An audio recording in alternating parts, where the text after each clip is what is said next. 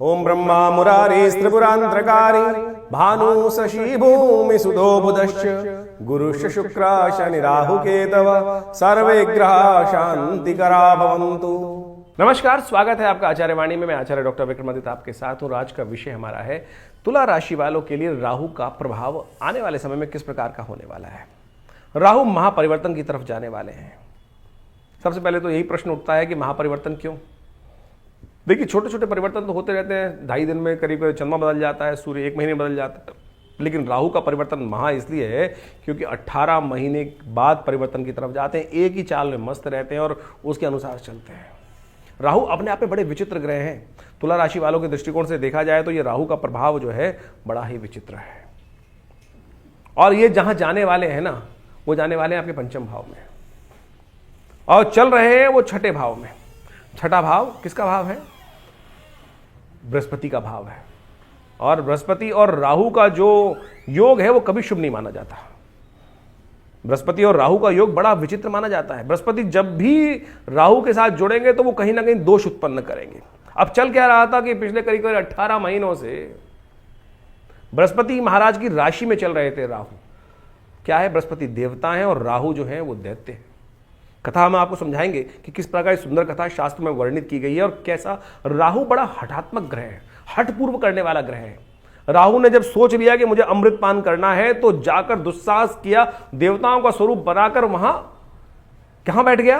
देवताओं की लाइन में जाके बैठ गया और सोचे अपने मंतव्य को पूर्ण करने के लिए भगवान की चाल को पहचान लिया। उसने उस रात पर ब्रह्म की चाल को पहचान लिया जिसको बाकी राक्षस नहीं पहचान पाए, कि मोहिनी अवतार में भगवान को पहचान गया वो। यानी अपने कर्तव्य को, अपने कर्म को, अपनी इच्छा को पूर्ण करने के लिए दुस्साहसपूर्ण वहीं चल रहा है आपके राहु। पिछले 18 महीनों से छठे भाव में चलता हुआ आप अपने शत्रुओं को काटने का प्रयास कर रहे हैं, चाहे वो कितने बड़े शत्रु हैं आपके, चाहे आपकी शक्ति है कि नहीं है। ये भ्रम उत्पन्न कर देता है। राहु ने जो भ्रम उत्पन्न किया, अभी हम कथा सुनाते हैं आपको सुन के पता चलेगा कि राहु की भ्रम की स्थिति क्या है। राहु भ्रमजाल में फंसा देता है। राहु धूम्र कारक ग्रह, छायापूर्ण ग्रह। और वो छाया की स्थिति जो है ना, वो क्या होती? छाया। जब तक जियोगे छाया से तो दूर हो नहीं सकते अपनी। जब तक जियोगे तो कहीं ना कहीं छाया पड़ रही होगी आपकी। तो ये छायापूर्ण जो ग्रह है, कई लोग तथाकथित तौर पे कह देते हैं कि राहु तो है ही नहीं। अरे राहु का पूर्ण प्रभाव है। राहु मुख्य ग्रहों में रूप में आता है। नैसर्गिक दृष्टिकोण से इतना ताकतवर है कि सूर्य जैसे ग्रहण को, जो सूर्य बाकी सब ग्रहों को लोप कर देता है, राहु उनको ग्रसित कर देता है। ठीक है, वो 2 मिनट के लिए ग्रसित कर पाए, आधे घंटे के लिए ग्रसित कर पाए, पूरी जिंदगी के लिए ग्रसित नहीं कर सकते। तो ये भ्रम को आपको समझना है। अब राहु आपके बुद्धि में जाने वाले हैं। कब जाने वाले हैं? 18 मई 2025 को शाम को 5:08 पर, और रहेंगे यहां पर दिसंबर 2026 तक। क्या है? बुद्धि। लेकिन अच्छी बात, अब बहुत सारे लोग तथाकथित तौर पे कह सकते हैं बुद्धि में जाके तो राहु भ्रमित कर देंगे। अरे नहीं भाई, सोचो मूल क्या है। राहु जो है वो जा रहे हैं शनि के घर। ज्योतिष जब सीखी जाती है तो कहा जाता है कि शनि और राहु एक ही साथ, यथा राहु तथा शनि, यानी शनि और राहु जो है एक ही प्रवृत्ति के ग्रह हैं। बृहस्पति के घर बैठे थे तो वहां क्या होता था कि वहां पर बड़े संकोच में थे, करूं ना करूं, यहां तो अच्छा चीज है ही नहीं। आप किसी अपनी प्रवृत्ति वाले अपने दोस्त, खास दोस्त के जाएंगे तो क्या होगा? आप खुलकर बैठेंगे, खुलकर काम करने का प्रयास करेंगे। लेकिन कहीं किसी बड़े व्यक्ति के घर पहुंच गए जो या उसमें और आप में स्टेटस में बहुत फर्क था, हर चीज में संकोच करते रहेंगे और कहीं ना कहीं भ्रम उत्पन्न कर सकते हैं। अब राहु के नेगेटिव प्रभाव को यदि आपने समझ लिया तो सुख व पूर्ण कल्याण कर सकते हो। राहु बुद्धि वाले भाव में जा रहे हैं, संतान वाले भाव में जा रहे हैं। जैसा एक बात समझे, कुमति सुमति सबके उर रहें, तुलसी बाबा ने लिखा है कि कुमति और सुमति सबके मस्तिष्क में रहती हैं। अब राहु के पॉजिटिव इफेक्ट को आप चाहते हो। राहु अपने मित्र के घर जा रहे हैं, खुलकर काम करने वाले हैं, लेकिन बुद्धि को भ्रमित कर सकते हैं। ये बात ध्यान रखना। यदि बुद्धि के भ्रम के जाल से आप निकल गए तो ये राहु वारे न्यारे करने के योग बना सकता है। ज्योतिष क्या है? ऐसे समझे कि प्रभाव को दिखाता है और समझाता है आपको। विज्ञान वही करता है। सूर्य जो है अपना ताप दे रहा है, लोगों ने उसके महत्व को समझा नहीं। आज विज्ञान ने उसके महत्व को समझा, बिजली बना दी, पानी गर्म करने की व्यवस्था कर ली उस गर्मी से ही। केवल यही नहीं, सनस्ट्रोक ही नहीं होता राहु सूर्य से, सूर्य इस संसार की प्रवृत्ति भी करता है, यानी उस नेगेटिव प्रभाव को पॉजिटिव करने का योग बनाता है। तो यानी जो राहु की युति जो यहां शनि के साथ, शनि के भाव में होने वाली है, ये यदि आप इसके भ्रम से निकल गए, नेगेटिव का, बुद्धि को नेगेटिव प्रभाव, देखिए इतनी बुद्धि हर एक के अंदर होती है कि कौन सा काम गलत है, कौन सा काम अच्छा है। साहस, दुस्साहस करने से बचे, साहस के लिए प्रवृत्ति करेगा राहु। राहु आपको खुलकर काम करने की व्यवस्था करेगा। संतान के साथ आपके संबंधों को खराब करने के योग बना सकता है अगर आप जिद में अड़ गए तो। बच्चों को, जब बच्चा बड़ा हो जाए ना, जब आपके बच्चे के पैर की जूती में आपका पैर आने लगे, तो ये समझ लेना चाहिए कि वो दोस्त है आपका। दोस्ती से, प्यार से, हठपूर्वक नहीं। राहु हटी है। यहां हट यदि आई तो जीवन में कष्ट देने के योग बना देगा। हट से पढ़ने बचने का आपको प्रयास कर लेना चाहिए, तो आपके लिए अच्छा होगा। यदि व्यवहार कुशलता रही तो धन भी देगा राहु आपके पंचम भाव में आकर, व्यवहार के अनुसार से लाभ भी देगा, संतान सुख भी प्राप्त करने का योग बना सकता है। और जिनके जीवन में संतान का सुख नहीं बन रहा था पिछले 18 सालों, बहुत लंबे सालों से, यदि यहां हटता देता है राहु, चाहे तो इस संतान सुख का देने का योग बना सकता है। उपाय बहुत है, वो भी हम आपको बताते हैं, वो करेंगे तो बहुत अच्छा होगा। लेकिन पहले राहु की कथा समझ ले कि राहु की कथा है क्या। राहु की कथा से ही आपके जो भ्रम है वो दूर होने के योग बनेंगे। कालगणना के अनुसार से हमारे पुराणों इत्यादियों में बहुत सारी कथाएं इंगित की गई हैं। राहु, जैसा हमने आपको बताया, एक बड़ा हठी ग्रह है। आपको उसकी पौराणिक कथा तो समझ में आती होगी, बहुत सारे लोगों को शायद ज्ञान नहीं है, उसके संबंध में समझ लीजिए कि राहु का प्रभाव हठी क्यों है। कहा जाता है संसार के अंदर विशेष तौर पर समय समय पर विभिन्न घटनाएं घटी। एक बार संसार में समस्त, कहा जाता है कि देवताओं और दैत्यों ने मिलकर सोचा कि अब संसार में बहुत सारी निधि की समाप्ति हो गई है, बहुत सारे चीज़ें कम हो गई हैं, निधि समाप्त हो गई थी संसार से। महालक्ष्मी जो है वो सागर में विराजमान हो गई थी और पूरे संसार से ऐश्वर्य, समृद्धि इत्यादि धीरे धीरे क्षय हो गई थी। तो कहा जाता है कि आवश्यकता आविष्कार की जननी है। जिस प्रकार से तो देवताओं ने और दैत्यों ने मिलकर कुछ विचार किया, क्यों ना शोध किया जाए, मंथन किया जाए। तो उन्होंने सागर मंथन करने के लिए सुंदर व्यवस्था बनाई। जब सागर मंथन किया, उसमें से विभिन्न विभिन्न रत्न, 14 रत्न जिनके बारे में कहा जाता है, वो उपस्थित हुए। महालक्ष्मी उपस्थित हुई, चंद्रमा उपस्थित हुए, ऐरावत हाथी उपस्थित हुआ, उच्च श्रवा घोड़ा उपस्थित हुआ, काल जो जहर था वो उपस्थित हुआ, और साथ साथ अमृत भी उपस्थित हुआ। अमृत यानी वो तत्व जो इस संसार में अमरता को प्रदान करते हैं। हम सब मानव हैं और हम सब की इच्छा क्या होती है, किसी प्रकार भी संसार में मृत्यु लोक में आने के बाद जाए ना, अमृत तत्व तो किसी ना किसी प्रकार से मिल जाए। देवताओं और दैत्यों में भी यही बहस की मुद्दा बना। अमृत तत्व तो निकला जब मंथन से। रिसर्च करोगे तो कुछ ना कुछ, जब मंथन करोगे तो कुछ ना कुछ अमृत निकल के ही आएगा, कुछ ना कुछ लाभ प्राप्त होगा ही होगा। जैसे दूध को मथा जाए तो उसमें से मक्खन निकलेगा ही। हर एक की इच्छा होती है मक्खन को किसी प्रकार से उपयोग किया जाए, लेकिन जो ग्वाला होता है उसको निकाल कर बेच देता है, पैसा कमा लेता है उससे।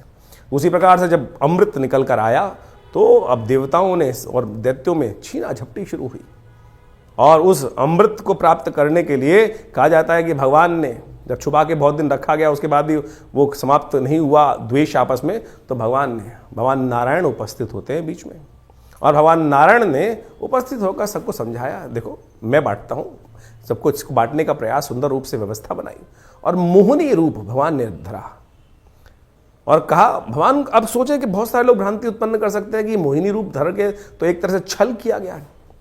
देखिए एक बात समझ लें, जिस बात को प्रतिपादित करना चाहिए, छल नहीं था, सत्य था।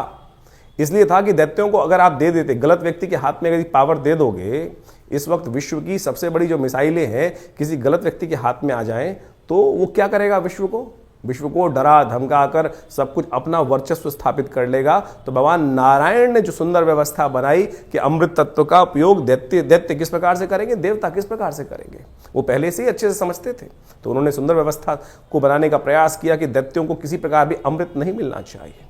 उन्होंने देवताओं को और दैत्यों को अलग अलग पंक्ति में बिठाया, और कहा जाता है कि जैसे ही वो अमृत तत्व उनको पिलाते थे, और देवताओं को अमृत पिलाते चले जा रहे थे, और जब अपनी माया से वशीभूत करके दैत्यों को सुरा यानी कुछ साधारण जल जो था वो पिलाते चले जा रहे थे। सबको लग रहा था कि अमृत तत्व प्राप्त हो रहा है, लेकिन भगवान का जो स्वरूप था मोहिनी अवतार में सारे संसार को मोहित कर कर इस प्रकार की व्यवस्था बना रही थी।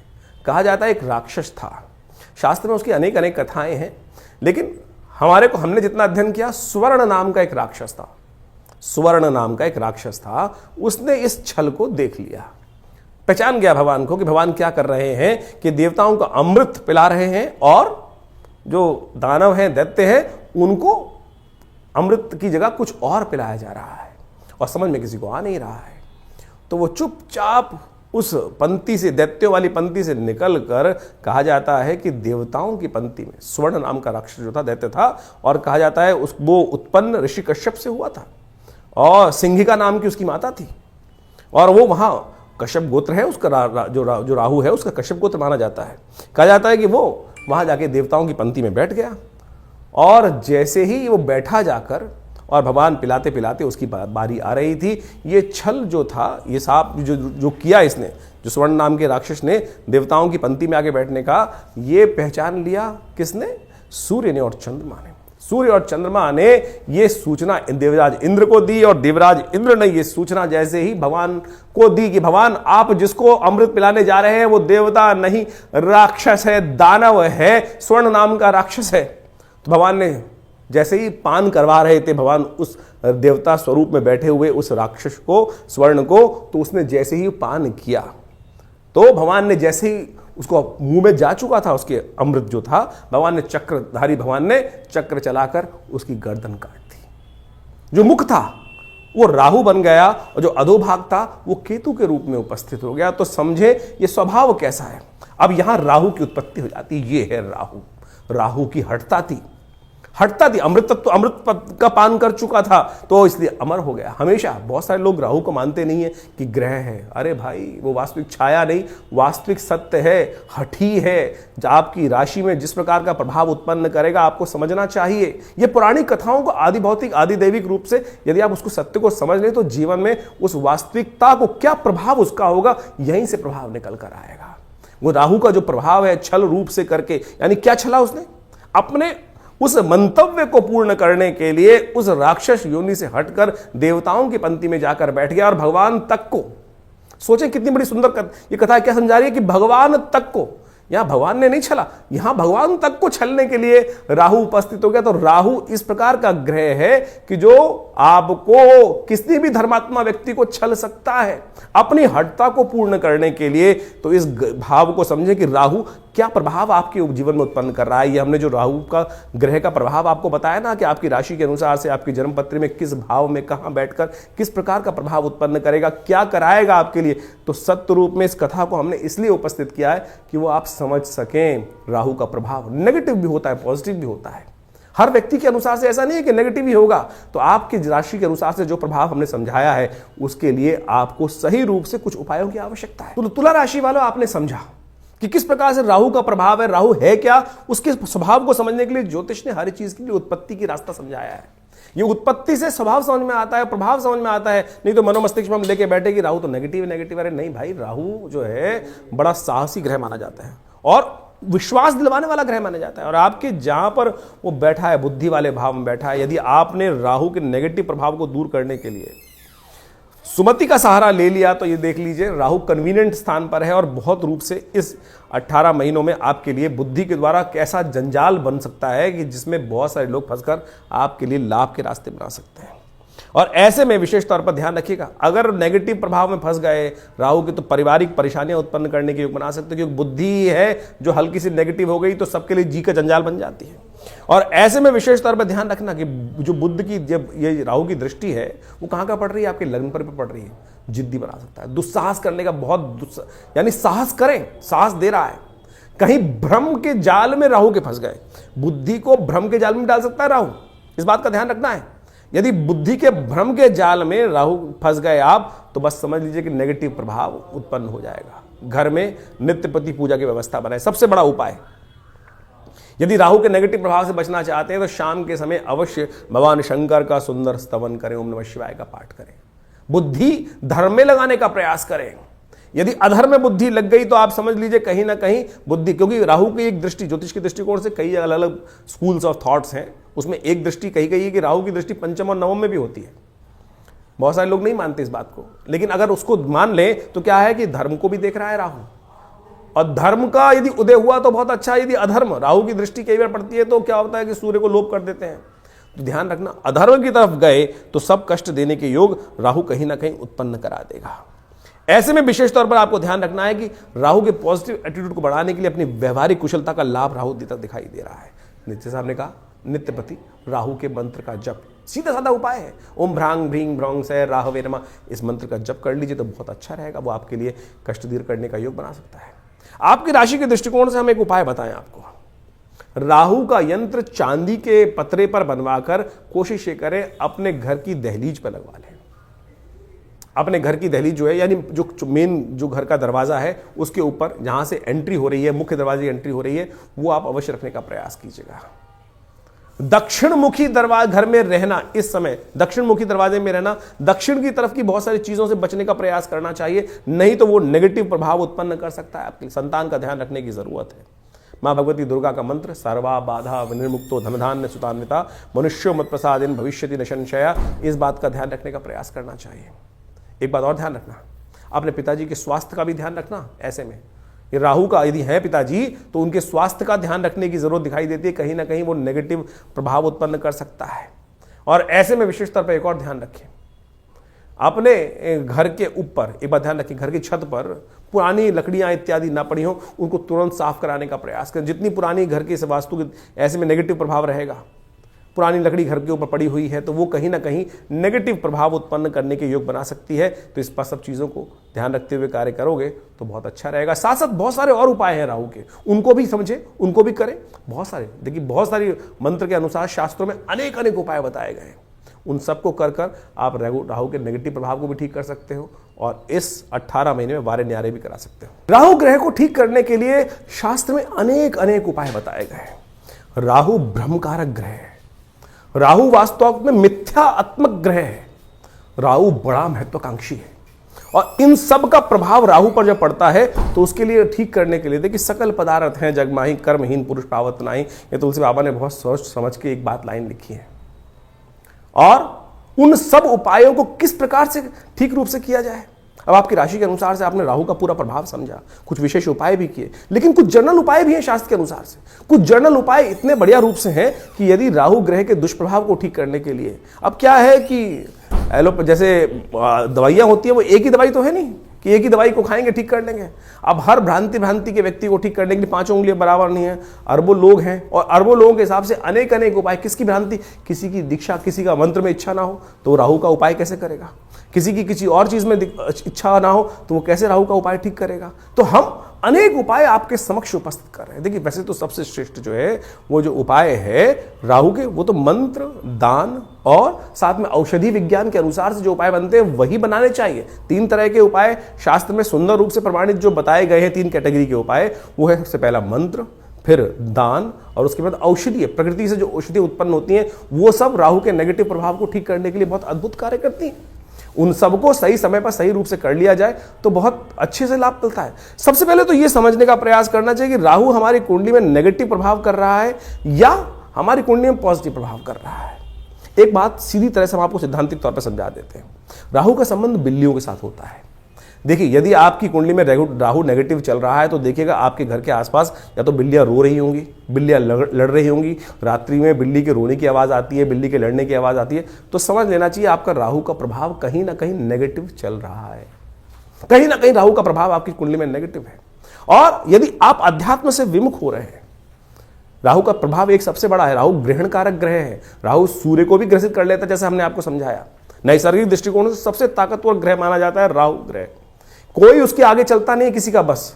यानी सबसे ज्यादा प्रभाव क्या होता है, सूर्य का ग्रह का प्रभाव होता है। सूर्य किसी हर ग्रह को अस्त कर सकते हैं, लेकिन राहु जिसको छायात्मक ग्रह रूप में माना जाता है, कई लोग तो मानते भी नहीं है, बहुत सारे लोग ये भ्रांति उत्पन्न करते हैं राहु ग्रह थोड़ी है, छाया है वो तो। अरे भैया राहु का प्रभाव नैसर्गिक दृष्टिकोण से यदि आप पढ़ोगे, ज्योतिष की गणनाएं सीखोगे, तो सबसे ज्यादा नैसर्गिक दृष्टिकोण से बलशाली ग्रह जो है वो राहु ही माना जाता है। और कहा जाता है, जिस प्रकार समझें कि राहु सूर्य को भी ग्रसित कर लेता है। अभी हमने आपके समक्ष जो कथा उपस्थित करी, सूर्य राहु, जो राहु है वो सूर्य और चंद्र, क्योंकि उनकी आपस में परम शत्रुता है। राहु के 3 शत्रु माने जाते हैं वैसे तो, जी हाँ, राहु के 3 शत्रु माने जाते हैं, सूर्य, चंद्र और केतु भी, क्योंकि बिल्कुल उल्टा प्रभाव है राहु के, बिल्कुल स्वभाव से उल्टा प्रभाव है केतु की। हम कभी गणना करेंगे, बताएंगे आपको, लेकिन इस वक्त समझे कि जब राहु जो है सूर्य को ग्रसित कर लेता है, ग्रहण लगा देता है, जो सूर्य सबको अस्त करता है उसको अस्त कर देता है, फिर चंद्रग्रहण लगा देता है, तो सबसे ज्यादा बलशाली ग्रह माना जाता है। तो इसका प्रभाव बिल्कुल अवश्य होता है हर व्यक्ति के ऊपर, तो इसके प्रभाव को ऐसा हल्का नहीं समझना चाहिए। तो इस प्रकार से बहुत सारे उपाय शास्त्र में वर्णित हैं, उनको हम आपके समक्ष रखने का प्रयास करते हैं। उनमें से अनेक उपाय शास्त्र के अनुसार से कर सकते हैं। अब यह बात समझे कि जो किस प्रकार से कब किया जाए उपाय। देखिए, हर ग्रह का समय है, हर ग्रह की एक दिन माना जाता है। जैसे सूर्य का सूर्यवार संडे है, सूर्य रविवार उसको बोला जाता है, चंद्रमा का सोमवार है, मंगल का मंगलवार है। इसी प्रकार से अब राहु और केतु का कोई ग्रह तो है नहीं, कोई समय तो है, कोई दिन तो है नहीं, लेकिन राहु का जो समय है वो है प्रदोष काल, सायंकाल जो प्रदोष काल है। सूर्य अस्त जब हो जाते हैं, अंधेरा नहीं होता है, जो वो करीब करीब 2 घड़ी का आसपास का समय, 45 मिनट के आसपास का समय, वो राहु का वास्तविक समय माना जाता है, जिसको पक्की शाम बोला जाता है। तो ऐसा समय जो है वही प्रदोष काल है। इसलिए संबंध किससे निकला? शिव के साथ संबंध निकला। प्रदोष काल जो है सबसे श्रेष्ठ माना जाता है शिव के लिए, समस्त दोषों से रहित काल माना जाता है। और ऐसे में शिव के की आराधना, समस्त प्रकार के दोष जो है ना, ग्रहों के प्रभाव जो है वो त्रिपुरारी हर सकते हैं। तुलसी बाबा ने कहा है ना कि जो त्रिपुरारी हैं वही हमारे जो जीवन को शुभ कर सकते हैं, समस्त दोषों को हर सकते हैं। त्रिपुरारी भगवान शंकर जो हैं वही समस्त दोषों को हर सकते हैं। तो भगवान शंकर की समस्त प्रकार की आराधनाएं जो हैं वो राहु के नेगेटिव प्रभाव को दूर करती हैं। तो शाम के समय भगवान शिव का सुंदर रूप से अभिषेक करना, दूध से करना, जल से करना, घी से करना, शहद से करना, ओम नमः शिवाय का जप करना, बिल्वपत्र अर्पित करना, रुद्राभिषेक करना। उपयुक्त ब्राह्मणों के द्वारा जब राहु का नेगेटिव प्रभाव चल रहा हो तो क्या कर लें? सबसे पहले रुद्राभिषेक कर लें भगवान का। यह बड़े सुंदर रूप से कार्य कर सकता है। और साथ साथ क्या करें? ओम ओम भ्रांग भ्रींग भ्रौंग, जैसा हमने आपको बताया अभी कुछ देर पहले, ओम भ्रांग भ्रींग भ्रौंग से राहवे नमः, ये राहु का बहुत अच्छा मंत्र है, इसका जप कर लिया कीजिए। एक और राहु का उपाय प्रभाव बताए, राहु का मंत्र जप जो करें रुद्राक्ष की माला से कर सकते हैं, वो कोई दिक्कत नहीं है, लेकिन बड़े शुद्ध रूप से करें। बड़ा सीधा साधा मंत्र है, ओम भ्रांग भ्रींग भ्रौंग से राहवे नमः। एक काम और कर सकते हैं, जो पूजा वाले नारियल होते हैं ना, जब राहु का नेगेटिव प्रभाव किसी प्रकार भी ठीक ना हो रहा हो, तो एक काले कपड़े में शनिवार के दिन रात्रि के समय शाम को जब सोए तो अपने सिराने 4 पूजा वाले नारियल काले कपड़े में लपेट के रख लें और सुबह किसी चलते पानी में उसको प्रवाहित कर दिया करें। यह राहु का बहुत अच्छा नेगेटिव प्रभाव को दूर करने के लिए अद्भुत उपाय है। और साथ साथ एक उपाय और हम बताने का प्रयास करें, मां दुर्गा की सुंदर आराधना भी राहु के नेगेटिव प्रभाव को ठीक करती है। एक बात और समझ लें, किसी प्रकार का तामसिक आहार, किसी प्रकार का गलत भावों में जाना, यह राहु के नेगेटिव प्रभाव को और बढ़ा देगा।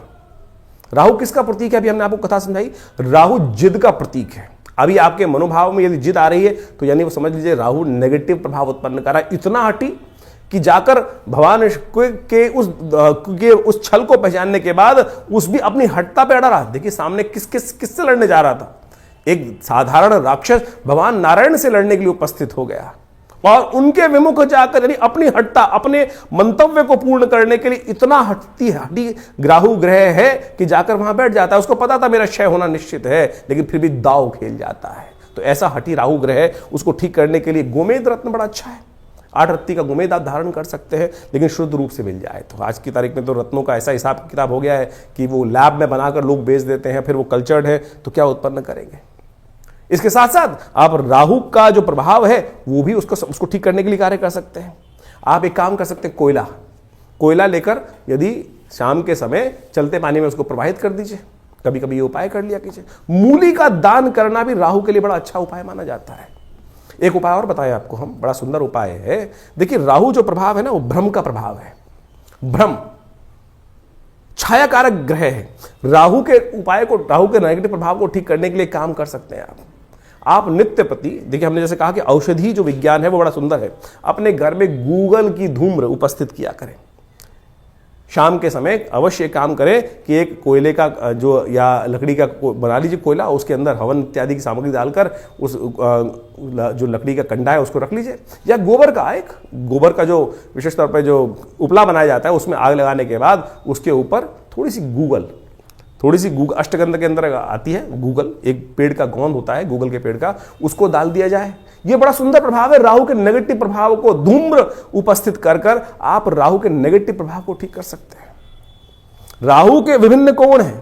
जो नैऋत्य कोण माना जाता है वो राहु का कोण माना जाता है। उस कोण को, घर को साफ रखने का प्रयास करें। गंदगी ना रखें उस कोण को। उस राहु जब नेगेटिव हो रहा होता है, समझ लीजिए उस कोण में घर में नेगेटिव आनी शुरू हो जाती है। उस कोण में कम से कम जूते ना रखें, नैऋत्य कोण में जूते ना रखने का प्रयास करें, गंदा ना रखने का प्रयास करें। और तो और समझे, राहु का नेगेटिव प्रभाव जब हो रहा हो, घर के दरवाजे जो है वो क्या होते हैं, आवाज करने लगते हैं, ची ची ची की आवाज आने लगती है, चिटकनी खराब होने लगती है, तो उनको ठीक रखने का प्रयास करें। ये सब वास्तु के दृष्टिकोण से भी बड़ा सुंदर उपाय है। इनको रखने का प्रयास ठीक करेंगे तो बहुत सुंदर रूप से लाभ प्राप्त होगा। जो आपके घर में राहु क्या है, एक नेगेटिव ग्रह है और धूम्रात्मक ग्रह है, कोशिश ये करें आपके घर में गंदगी नहीं होनी चाहिए।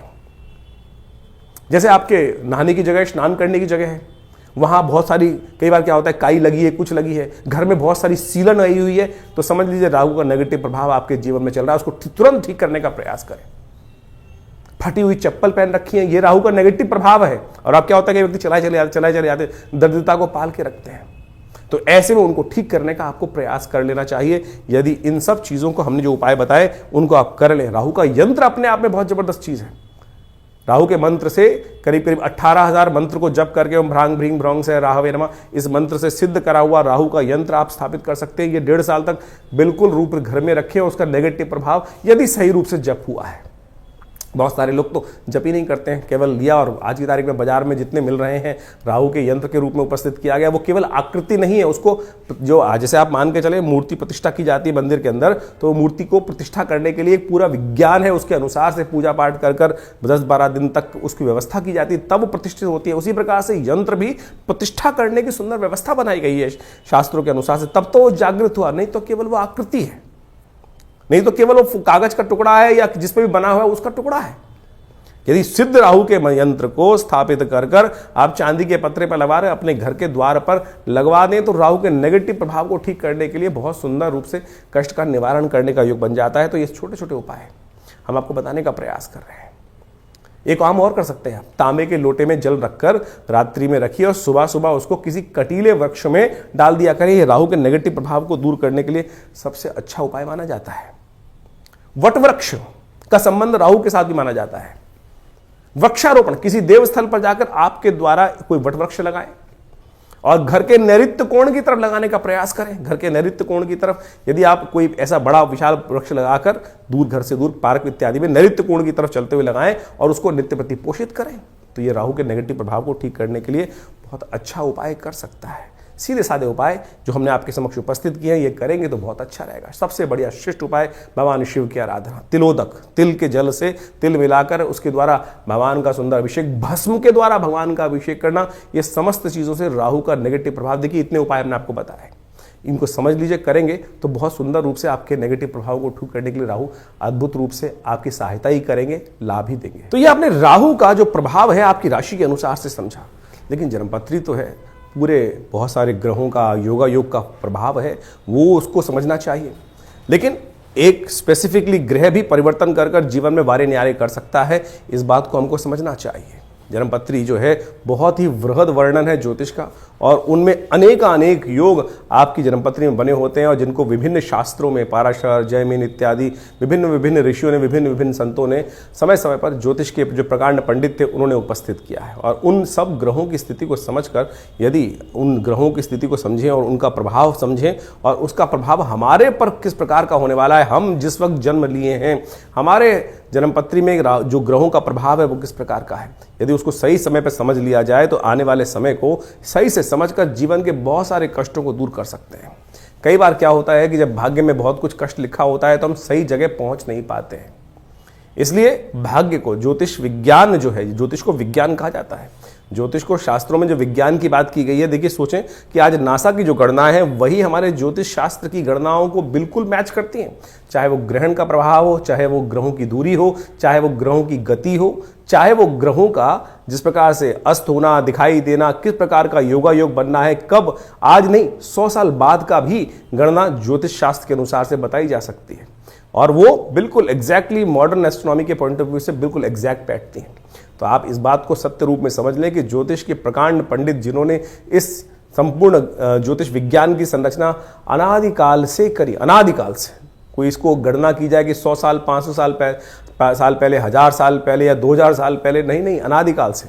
भारत के अंदर वेद विज्ञान के अनुसार से जो सृष्टि संवत लिखा गया वो करोड़ों में है, और उसके अनुसार समझ सकते हैं कि हमारी काल गणना बिल्कुल एग्जैक्ट कहाँ से रही, हम विकसित थे, विकसितता की तरफ चलते चले जा रहे हैं। और ज्योतिष की महत्ता इसी बात से प्रपूरित हो जाती है कि ज्योतिष की जो गणनाएं हैं वो बिल्कुल आज मॉडर्न साइंस के अनुसार से एग्जैक्ट बैठती हैं। तो इस बात को हमें ज्योतिष विज्ञान को समझना चाहिए और ग्रहों की गणना के अनुसार से चीज़ों को समझते हुए कार्य कर लेते हैं। बहुत सारे लोग विडंबनाएं मन में उत्पन्न कर सकते हैं कि सब बकवास है, कुछ नहीं है, क्या नहीं है। ऐसे तो मॉडर्न जो हेल्थ पॉइंट ऑफ व्यू से जो मॉडर्न विज्ञान है उसके अनुसार भी बहुत सारी चीज़ जंजाल बन जाती हैं। और लेकिन जब भाग्य होता है तो सही दिशा, सही डॉक्टर पे व्यक्ति पहुंच जाता है और उसके द्वारा बताए गए निदान को प्राप्त कर कर आरोग्यता प्राप्त कर लेता है। वही ज्योतिष विज्ञान है कि सही समय पर हमें सही समय की चाल समझ में आ जाए और उसका प्रभाव हमारे जीवन पे किस प्रकार का प्रभाव होने वाला है वो समझ में आ जाए तो हम जीवन के वारे कष्टों को दूर कर सकते हैं, वारे न्यारे कर सकते हैं। तो इसलिए अपनी ज्योरम पत्री को समय समय पर दिखाते रहना चाहिए। ये जो हम लगातार संवाद आपके समक्ष अपने चैनल के माध्यम से उपस्थित करते रहते हैं, बताते रहते हैं ग्रह गणनाओं के बारे में। अब देखिए यहाँ पर तो राशि के अनुसार ही बताना पड़ेगा, यहाँ तो ग्रहों की चाल के अनुसार ही बताना पड़ेगा। क्यों? क्योंकि अरबों लोग हैं संसार के अंदर, हर एक का भाग्य अलग है।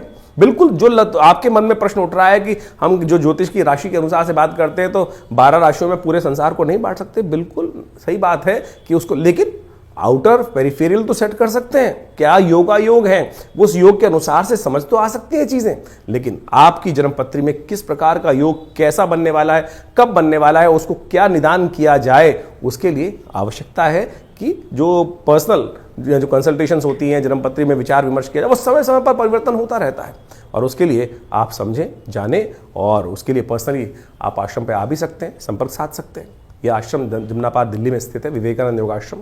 और यहाँ पिछले करीब 60-70 सालों से विभिन्न पराविद्याओं पर शोध चलता है। आचार्य श्री केशव देव जी महाराज के सानिध्य में रहकर हमको ये सुख प्राप्त हुआ कि जिसके द्वारा हमने इस ज्योतिष विज्ञान को उनसे बाल्यकाल से ही सीखा, समझा और उन विवेचनाओं को उपस्थित किया, बहुत सारे शोध किए, बहुत सारे मंत्रों का उपचार किया, बहुत सारे यज्ञ इत्यादि आज भी उसी रूप में चलते हैं। नित्य प्रति 8 घंटे यज्ञ चलता है विवेकानंद योगाश्रम में, जो आचार्य श्री केशव देव जी महाराज के द्वारा स्थापित किया गया। आप भी उस यज्ञ में समय समय पर जो कार्यक्रम होते हैं उसमें आके स्थित हो सकते हैं। विभिन्न ग्रहों के उपचार किए जा सकते हैं। विभिन्न ग्रहों की जो समस्याएं हैं उनके निदान जो है ना वो अनेक रूप से बताए गए हैं। सबसे बढ़िया मंत्र जप, यज्ञ, यंत्र, दान इत्यादि बताए गए हैं। औषधि के अनुसार से बहुत सारे उपाय बताए गए हैं। उन सबको हम समय समय पर आपके समक्ष उपस्थित करते रहते हैं।